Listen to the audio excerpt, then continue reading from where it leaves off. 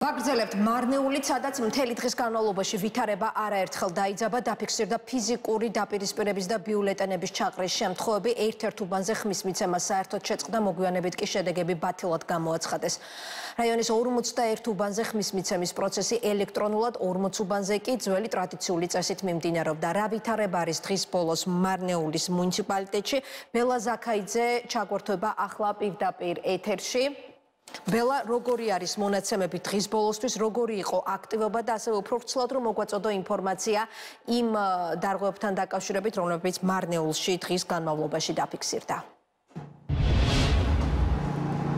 მარნეულში ქართული ოცნება გამარჯვებას ზეიმობს, ცოტა ხნის წინ ოცნების ოფისიდან ფოიერვერკები იყო, თუმცა ჯერჯერობით არ არის ცნობილი მარნეულში საბოლოო შედეგები, საარჩევნო საოლქო კომისიას არ გამოუცხადებია და კვლავ გრძელდება კონკრეტული უბნებიდან შედეგების გადაგზავნა საოლქო საარჩევნო კომისიაში. ამ წუთებში მარნეულში მშვიდი სიტუაცია, პარტიების წარმომადგენლები საკუთარ ოფისებში იმყოფებიან.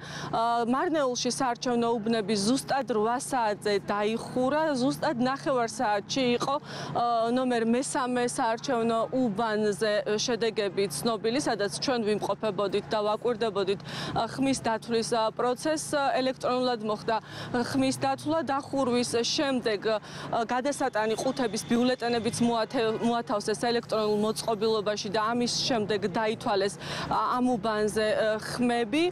ელექტრონული დათვლის შემდეგ ხელით დათვლის პროცესი გაგრძელდა და ამ წუთებშიც მიმდინარეობს. რაც შეეხება მარნეულში აქტივობას, 41% არის აქტივობა, რაც საოლქო საარჩევნო კომისიის ხელმძღვანელის განცხადებით ნორმალურია. 101,000-ზე მეტი ამომრჩეველი არის რეგისტრირებული მარნეულის მუნიციპალიტეტში და 41,766-მა მიიღო არჩევნებში მონაწილეობა.